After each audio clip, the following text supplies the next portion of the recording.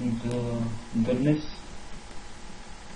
реших да направя този запис и ще говоря за Рождество Христово или който каквото избери, нека това поразуме. Живеем в свободна държава, всеки има правото да избира пътя си и в това, кое да вярва. Не искам да упреквам никой, но искам да достигне една вест, доколкото се може до повече хора.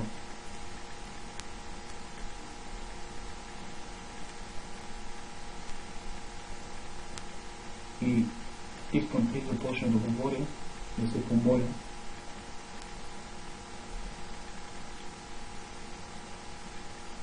Господи, велики святи Отче, да стана пред Тебе в името на Исус и Те моля да поемеш пълен контрол върху мен, Боже. Ти да бъдеш този, който ще говори чрез мен и Ти да докосваш сърцата. Търси ми, Господи, с Твоята кръв и нека този, който слуша това слово, да бъде докоснат. Амин. Най-вече бих желал да се обърна към моите съседани от горното поле, тези, които ме познават. Може и да ме отрекнат, може и да кажат нещо лошо, но ако ще има похвала, ще ви помоля да не похвалите мене, но да похваляте единородния Божий святи Син, който име е Исус Христос. Този месец ще говоря за Рождество Христово. Какво се случва на Рождество Христово? Какво трябва да празнуваме? И откъде идва Рождество Христово? Защо? Дали трябва да празнуваме, дали не трябва да празнуваме? Ще се изявят някои истини с Божията помощ. И нека да се опитаме да разделиме лъжата от истината, това, което е илюзия, това, което е истина. Ще говорим за Исус Христос, който дойде преди повече от 2000 години като спасител на тази земя и като изкупител. Много се чудят сигурно какво трябва да се спасяваме, защо трябва да се спасим, защо трябваше да дойде. Но наистина Бог благоволи в него да дойде за спасението на душите ни. Защото тялото, колкото и да е здраво, душата, ако е болна, може да се зададе въпроса защо живеем. И да се зададе въпроса има ли рай, има ли ад. Доколкото Коледата, малко ще говоря и за нея, Коледата е езически празник и хората на Коледа обикновено колят прасета и си представят един дядо с брада, представят си как носи подаръци на децата, един добър дядка, който обича хората, идва от Северния полюс и така нататък. Но всичко остава до тук. Не сме малки, всички знаем, че Дядо Коледа не съществува, някои го правят с цел да зарадват децата си, други просто пък го празнуват за да ядат и да пият. Но каква полза ще, ако тук имат цялото имане на света и ако се изяли и изпили цялото ядене и цялото пиене на целия свят, което е невъзможно. Какъв е смисъл, ако човек си загуби душата? Но да има всичко това. Да има коли, да има пари, да има власт. Разбира се, има неща, без които не може и те са необходими. Но е важно не те да ни владеят, а ние да владеем тях. И нека наблегнем сега малко повече на Божието Слово, за да разберем какво се случи на този ден преди 1000 години. Защото ние в България като християни казваме, че сме християни, пишем се християни, но животът ни е много далеч от Христос. А думата християни идва от Христос. Знаете, детето обикновено взима фамилията на баща си. Ние като Божии чеда взимаме фамилията на нашия Господ Исус Христос и се наричаме християни. Но някои са християни само по край Нова година, Рождество Христово.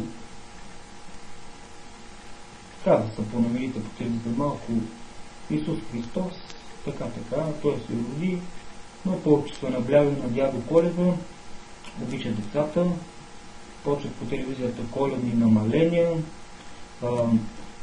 коледни награди на различни игри, на различни лотари и всичко това отклонява вниманието от това, което наистина се е случило. А ние казваме християни сме. Мини Рождество Христово или пък Възкресение Христово и ние отново ставаме същото. Някой търсиме Бог само когато сме на зор. Други просто, понеже други говорят за това, и те говорят и правят и вършат неща, които не разбират и не знаят, защото някой друг прави. Просто някои имитатори. Не може да се види, че в Рождество Христово и Коледа винаги има съпоставка. Виждате ли? Спасителят, който дойде преди 2000 години. Исус Христос. Не точно на коя дата. Кой ден. Но това се празнува като спомен за този, който е дошъл. Никой не знае точно коя дата е дошъл Спасителя. Но понеже дявола гледа да не се говори за Спасителя, а не се говори за Коледа и за прасета и за клането, за ядене и за пиене, той създава Коледа. Дявола е един имитатор. И той винаги е бил срещу Исус, и той винаги е бил срещу Божията воля. Той винаги е заставал срещу нас човеците. Защо? Защото ние сме създадени от Бога по Негов образ и подобие. Защото Бог създаде човека, за да се грижи тук, на земята, преди грехопадението да се грижи за едемската градина. И след грехопадението остана всичка тая каша, която виждаме сега по света. Войни, убийства, изнасилства, кражби, отвличания на деца. Всичко това, което е лошо. То е дявол. Всичко това, което е добро. То е Бог.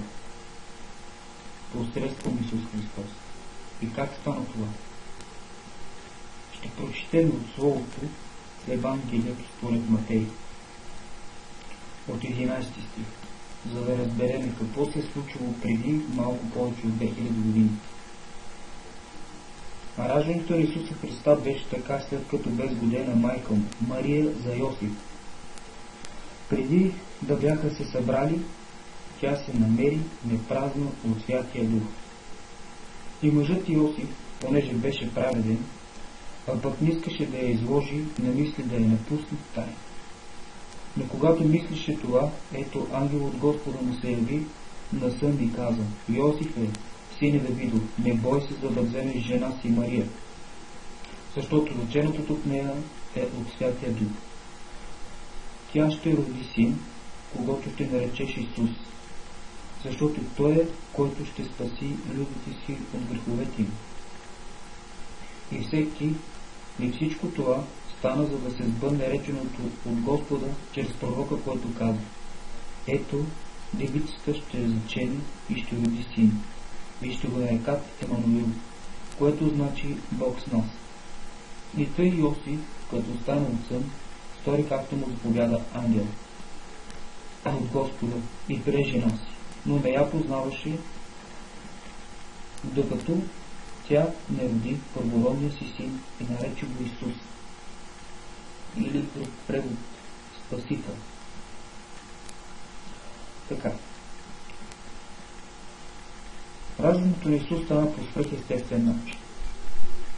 Нашия малък човешки ум и разум това не може да го разбере, не може да го поеме, не може да се милира как това става. Но тези, които познават Господа, те знаят, че за Бог невъзможни неща няма. И ето тук какво се казва, че тя беше зачнала от Святия Дух. Това не означава, както може би някой, който не вярва, че помисля, че Бог е направил някаква глупост. Не. Това е чудо, това е за мен. Както казва пророка, ето девица ще зачене и ще роди син. В 23 стих, същата глава. И нека погледнем какво е казал пророка. А този пророк е казал това нещо преди няколко стотин години, преди раждането на Исус. В Исаия 7 глава, 14 стих, да погледнем. Тук Исаия се обръща към народа, към Божия народ. Затова, тук 14 стих пише, затова сам Господ ще ви даде знамение. Ето девица ще зачене и ще роди син, и ще го нарече Емануил. Виждате ли нещо, което се случва от няколко стотин години преди раждането на Исус? Същото име се среща няколко стотин години в Евангелието на Матей. А искам да ви кажа само, че Библията е писана около продължение на 1000-1500 години. Не съм историк, но горе-долу каквото помня. Около 1000-1500 години. Библията е писана от различни автори, в различни страни. Писана е от приблизително около 40 човека. Божии хора, вдъхновени от хора от Бога, които са били покорни на всемогъщия Бог. И в Исаия, преди няколко стотин години, се вижда девица ще зачне. И виждаме това пророчество как се изпълнява няколко стотин години в Евангелието на Матей. Новия завет и Стария завет. Исаия е от Стария завет, Матей от Новия завет. Така, за съвета Стария и Новия завет няма да говорим толкова, няма да наблягаме. Но Новия завет е след Исус, след раждането на Исус. А Стария преди раждането на Исус. Така. И виждаме, ето девица ще зачене, ще роди син и ще го нарече Емануил, което значи Бог с нас. Благодарим на Бог. Някои преводи тук се и казва Спасителят. Защо дойде този Спасител?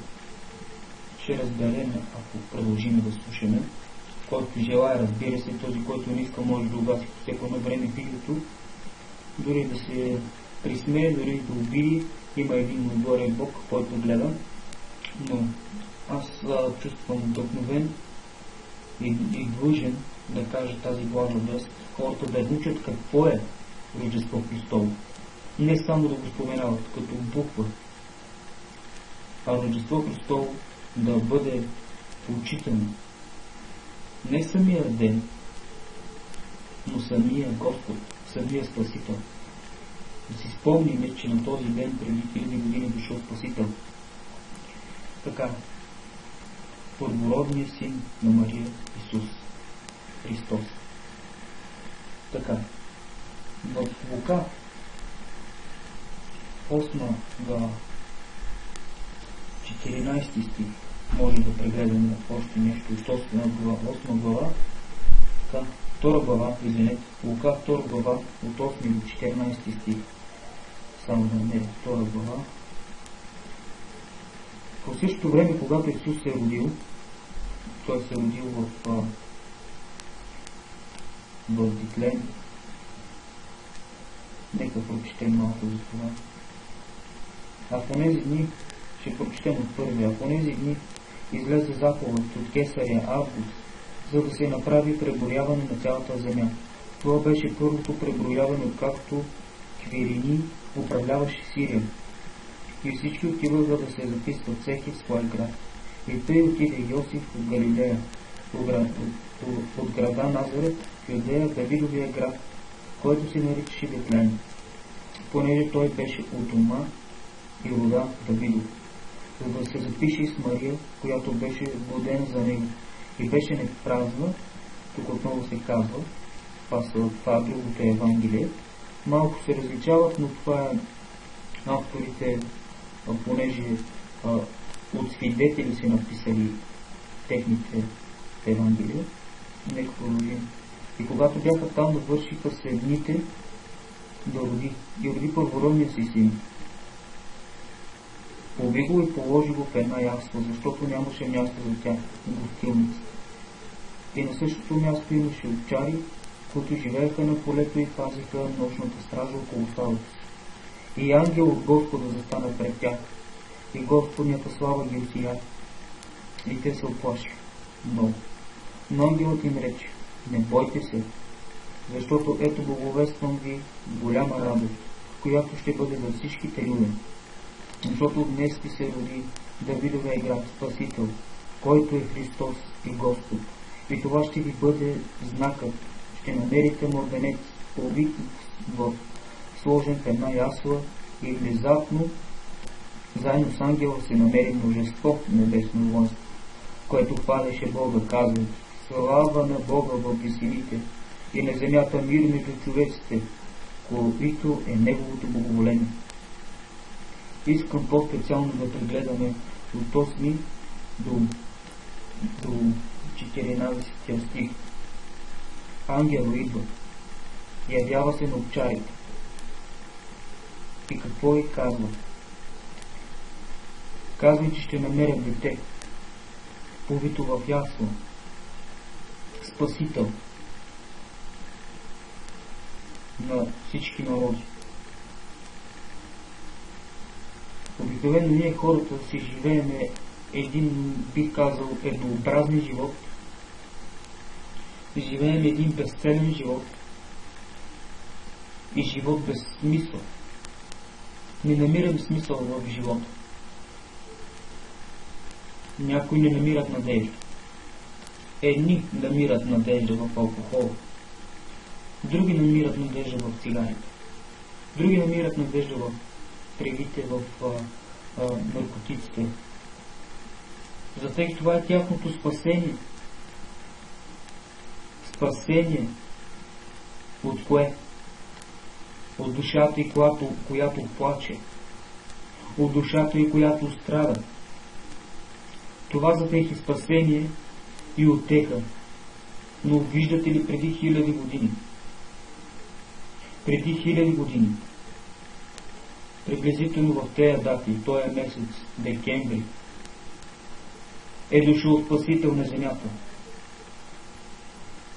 И ето, казва се, ангелите казват, небесното воинство казва: мир между човеците, които е Неговото благоволение.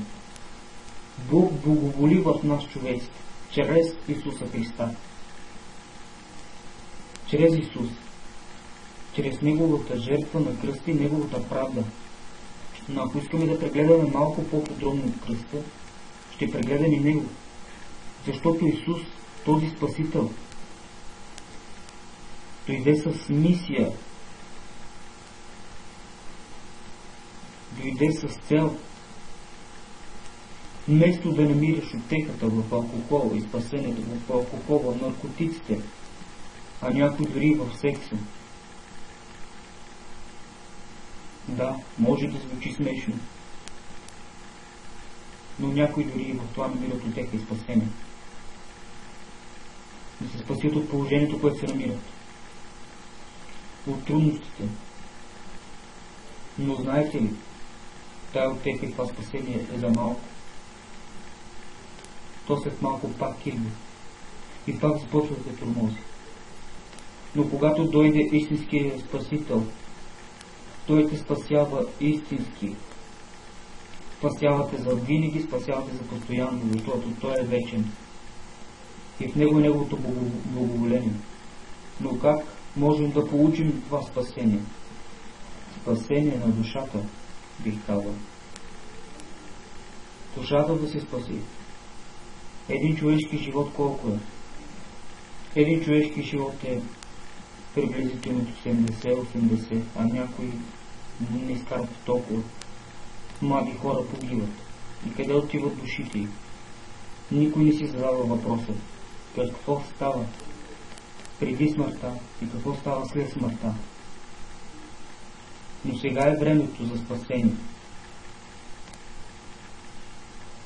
Сега е времето. Е момент да се обърнем към Спасителя. Не само да си спомним по край декември месец за Рождество Христово, но да си спомним всеки ден какво Исус направи за нас. А какво направи Той? Ще се върнем отново 1000 години назад. 1000 години.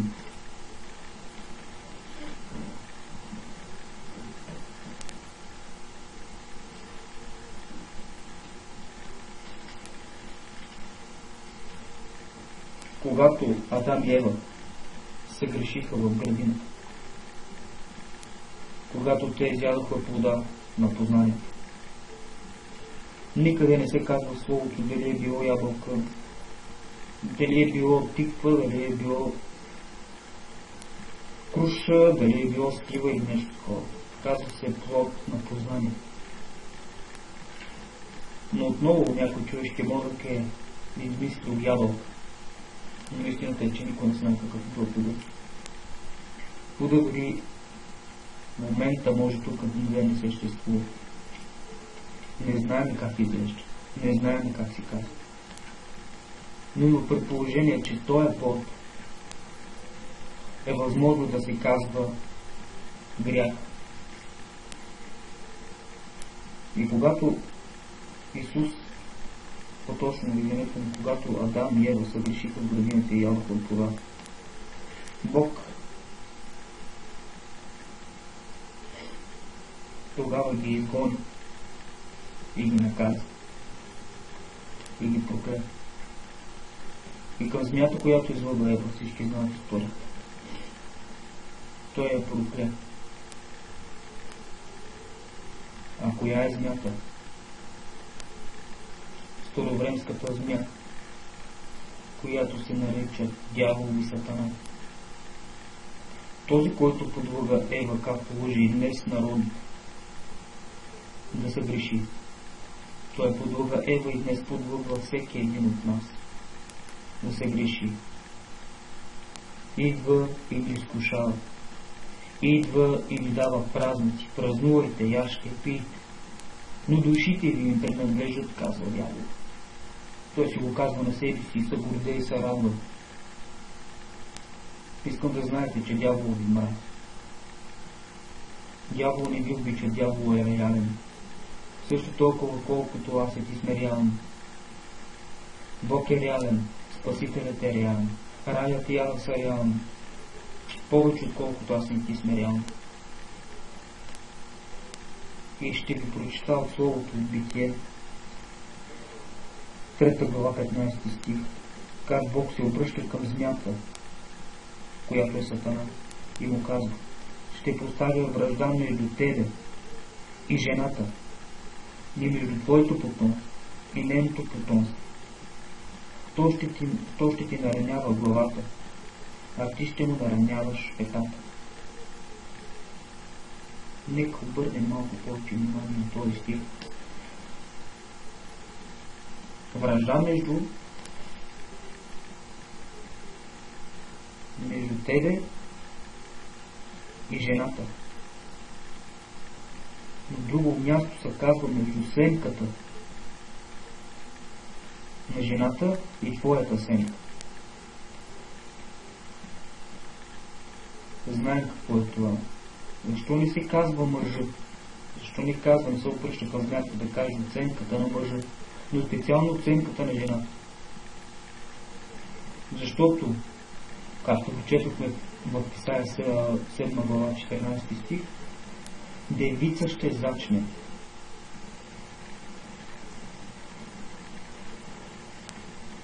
Божия син, който ще бъде спасител за народите, ще се нарече Моавит.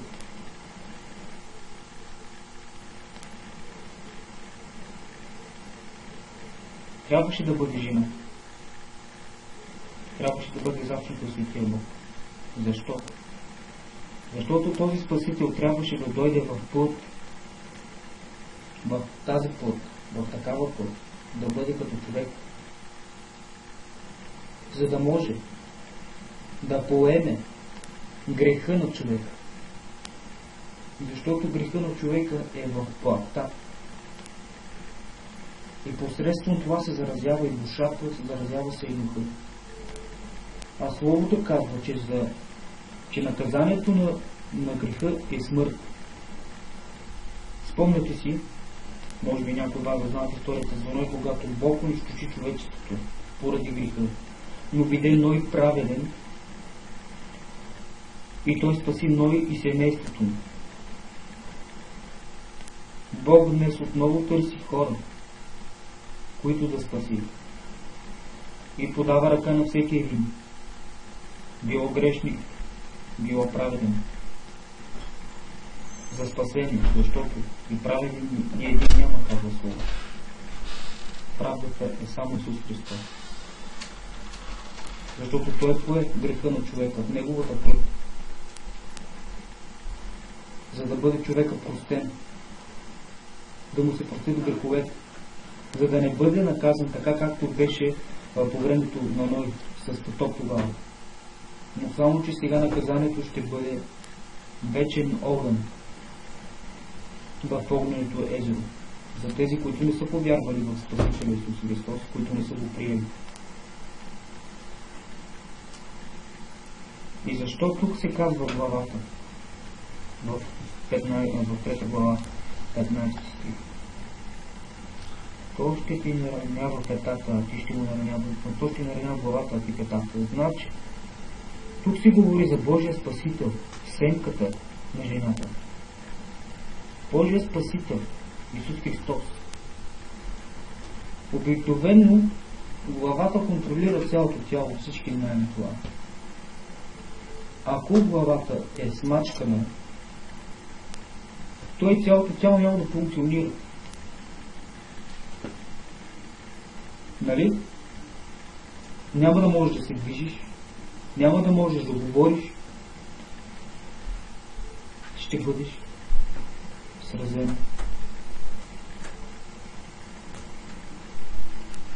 Но ето, казва се, че семката на змията, която е дявол, ще нарани петата. Коя пета? На Спасителя. Как той нарани петата? Той си мислеше, че ще осуети Божия план, защото това беше Божия план за човечеството, понеже човека се греши. Божия план беше той да изпрати Спасител на Исус Христос, Неговия Син. Това беше Божия план и той се изпълнява с голяма сила и мощ. Нараняването беше, когато Исус беше раснат на кръста. И защо наранен точно петата? Исус Христос възкръсна.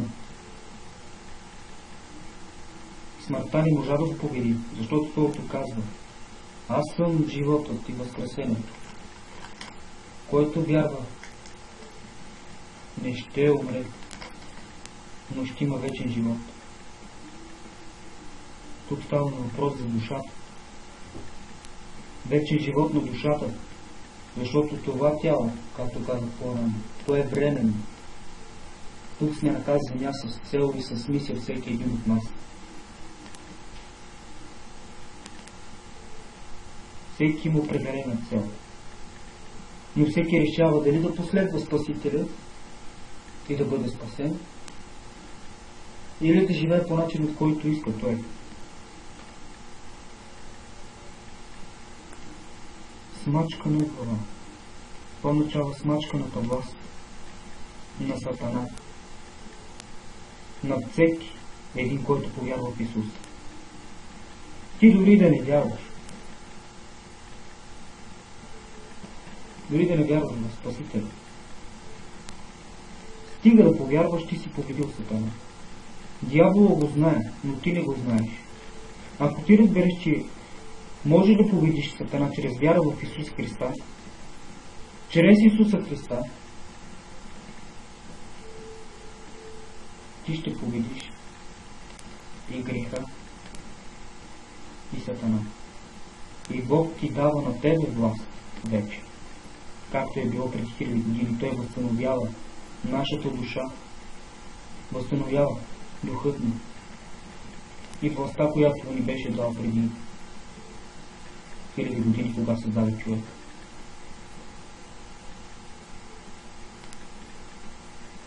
Но най-важното е спасението на душата. Спасителят е реален. Правдата на човека е като скъсана дрипа. Исус беше безгрешен. Той победи проклятията, победи болестите, победи греха, победи Сатана и победи света. Победи човешката система и победи религията.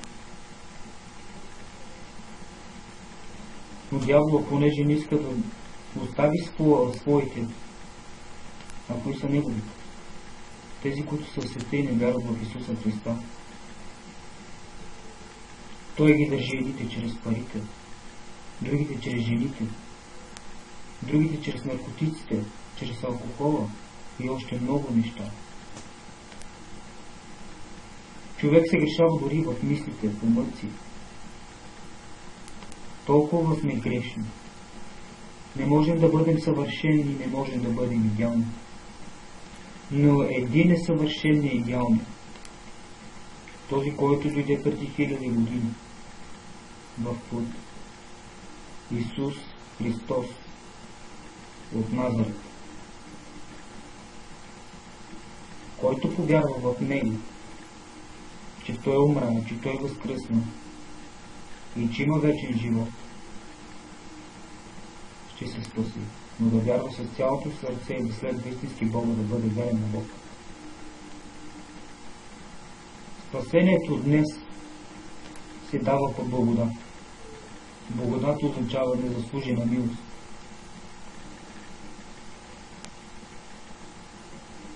Чрез вяра. Не се плаща за това. Просто си иска вяра да вярваш.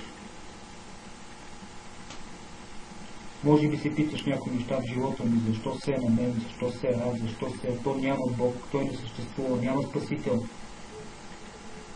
Но това е защото ти не си послушал или послушал Божия глас. Защото Той говори. Той желая да те спаси, да те избави от мъките. Но кои мъки? Мъките, които те чакат, защото ти не вярваш в Исус.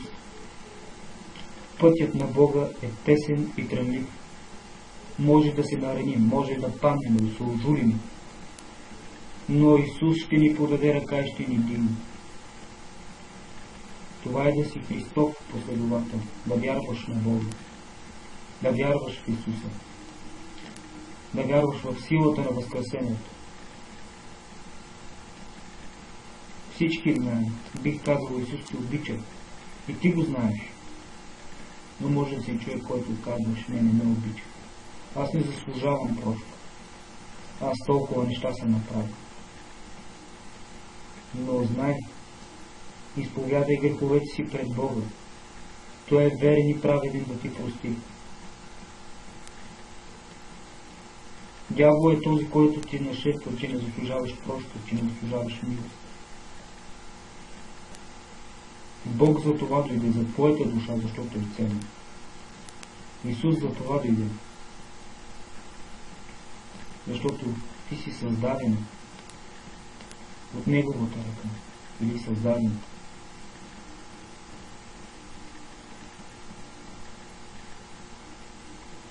Ти, който слушаш това послание на Бога, то не е мое.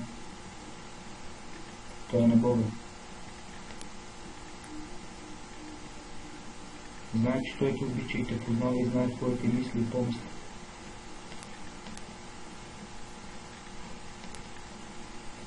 макар и да е трудно в живота, поне ще знаеш, че има някой до тебе. Дядо Коледа ли ще ти помогне, че ставаше на въпрос за Коледата и за Рождество Христово? Или живия Бог? Бъдни вечер какво е? Очакване на раждането на Спасителя. А ние го измислихме някой си преди години. Мисля, че от католическата църква. Че дядо Коледа в тая нощ носил подаръци на децата. Ще ви кажа ли какво? Не дядо Коледа донесе подарък на твоето дете, а Бог донесе подарък на твоето дете. Подарък е Исус Христос. Подарък е спасение и прошка. Стига да приемеш и да искаш. Да изповядаш върховете си. И не само на детето, но и на тебе. Ето, виждате ли? Дядо Коледа носи подаръци. Някои деца, ако слушат това, може да станат разочаровани. Но мило дете, знае, че Бог е реален. Той не е измислен от някой родител, за да радва децата. А по-скоро Той създаде твоя баща и твоята майка. Той създаде и тебе. И Той те обича. Предполагам, че ще гледа това послание и деца, и малки, и големи.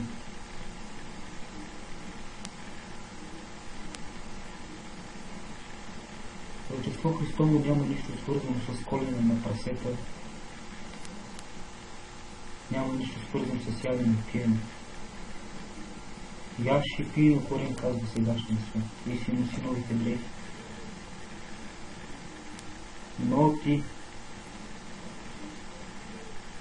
който си мислиш за много, може да имаш цялото богатство на света. Исус, нямаш ли в сърцето си? Ти си беден. Да, ти си беден. Защото няма по-голямо богатство от Божия Син в сърцето. Защото Той е Спасителят на душата. Той е истинското богатство. Той е най-ценно.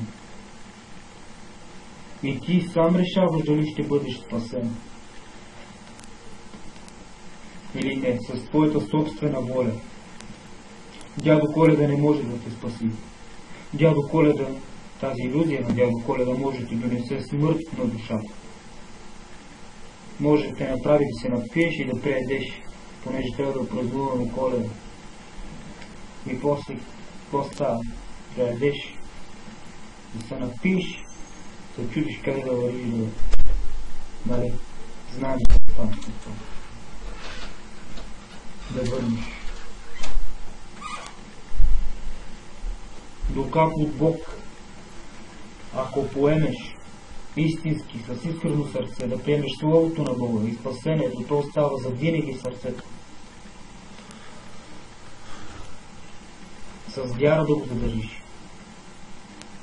С вяра да задържиш Словото на Бога. С вяра да задържиш Исус Христос. И не само Исус Христос, но Исус Христос, който умря и възкръсна. Казваме по интуиция, Христос възкресе. Всички го казват, дори тези, които не вярват. Знаеш ли ти какво е това възкресе? Каква сила е това? И като ти кажеш наистина възкресе, примерно, или ти кажеш нещо така, ама ти видя ли го? Ето, на този празник, светъл празник, са тези, които са истински християни. Но не тези само от Велик ден на Велик ден и от тези от Рождество Христово на Рождество Христово. За тези това е светъл празник. За истинските е светъл празник. Някой казва, ама ти видя ли? Но Бог казва, ако повярваш, ще видиш. А човешката система казва, ще видя, ще повярвам. Първо да видя и да пипна. Но вярата е да вярваш в неща, които не са се случили, да вярваш в невидимото. Това е истинска вяра. Защото ако сега в момента те виждам, аз знам, че ти съществуваш и това не е вяра. Защото аз те знам кой си. Знам те къде живееш. Това не е вяра, аз го знам. А Исус, в Него ако вярваш, един ден ще видиш лицето на Бога, ще бъдеш в Неговото присъствие, в рая, от дясната страна на Бога, Отца, на славата. Ще живееш вечно в рая. Душата ти след смъртта. Всичко тук, което е временно, то е пагубно за душата.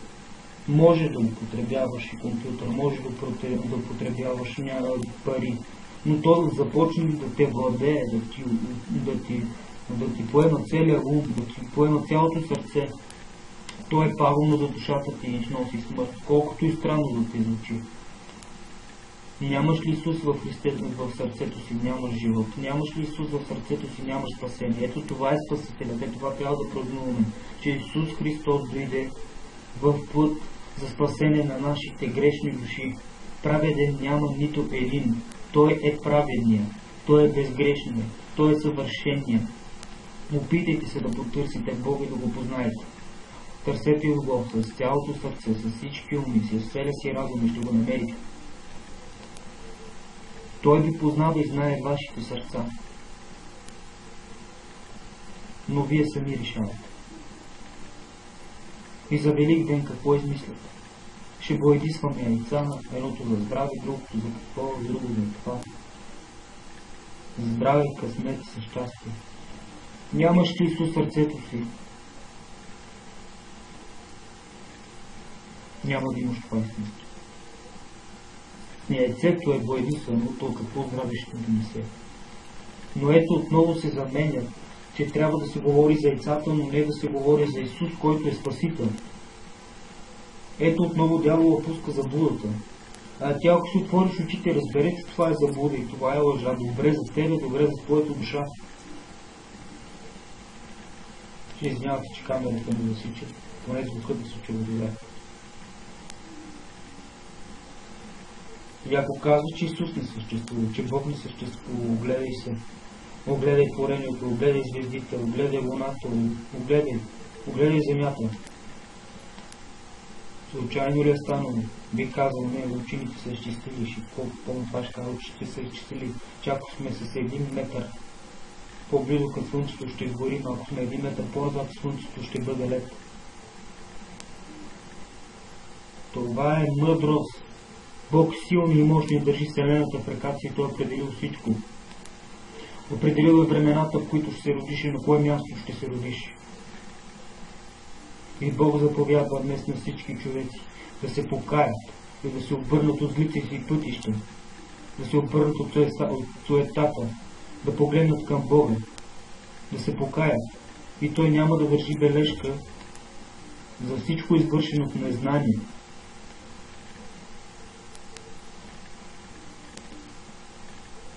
Ако ти го направиш добре за теб. Моето решение го взех преди няколко години.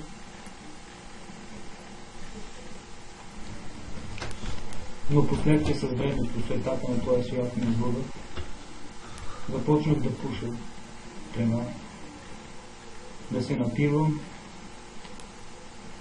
излизанки, притерни, бях яростен, гневен, стигах до крайности, започвах да забивам. Просто ставах робот, а не човек. Пуших цигари. И това е едно от малко, това са малкото неща. Побоища, съден съм 3 пъти. Не го казвам за хвалба.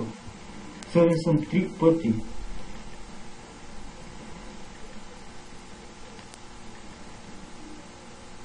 Но Бог дойде истински в сърцето миналата година, около януари месец. Обърнах се към Него. Помоли го за просто и Той ми показа милостта. Колко повече ще покаже на тебе. Стига да вярваш в Неговата жертва. Бог промени живота ми. Но най-важно, че Той спаси душата ми. Трудности срещам, изпитания срещам, но знам, че Той е до мен. Това, което чета тук, то ме променя. Словото, писаното Слово на Бог. То ме променя и ми дава сили да живея. На Бог уповавам. Давам го като пример. Бог помага, стига да искаш. Но не да го следваш заради това, че помага, не да го следваме заради блага, но да го следваме заради самия Него. Да познаваме този, който ни е създал. Малко знаем за Него, а други дори не знаят. Спасител Исус Христос ще бъде ли Господар на твоя живот? Ти решаваш.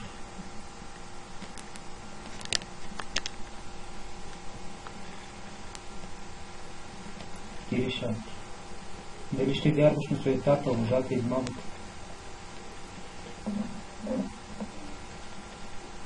Нито един блудник, нито подлежец, нито лъжец, нито крадец, нито идолопоклонник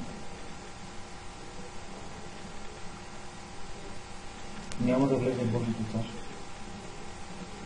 Покайте се, защото Божието царство наближи.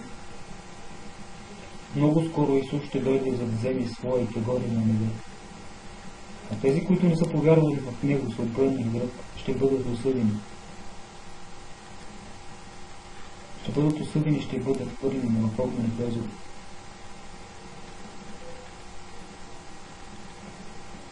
Където изкърцени с зъби. Страх.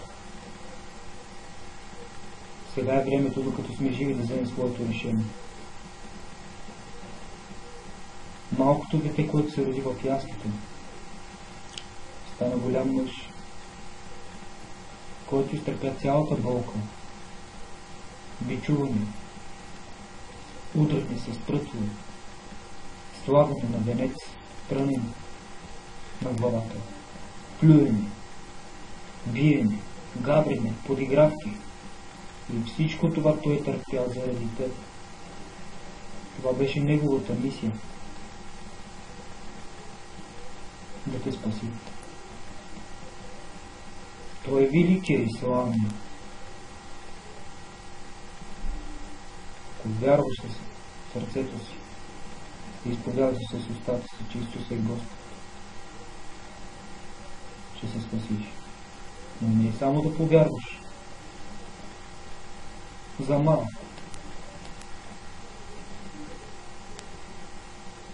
Вяра е да си покорен на Бога. Да сключиш примирие с Него. Примирието става чрез жертвата на Исус. Ако някой желая да приеме Бог в живота си и да го следва, да повтаря след мен. Велики Отче, заставам пред Теб, изповядвам греховете си. Всички грехове през живота. Прости ми. Приемам Те за личен Спасител и Бог. Променяй ме, ме води в живота. Исусе, бъди ми Господ. Управлявай ме научи как да Те следвам. Ти си славна, и Ти умря, и Ти възкръсна. Аз вярвам, че Ти умря на кръста.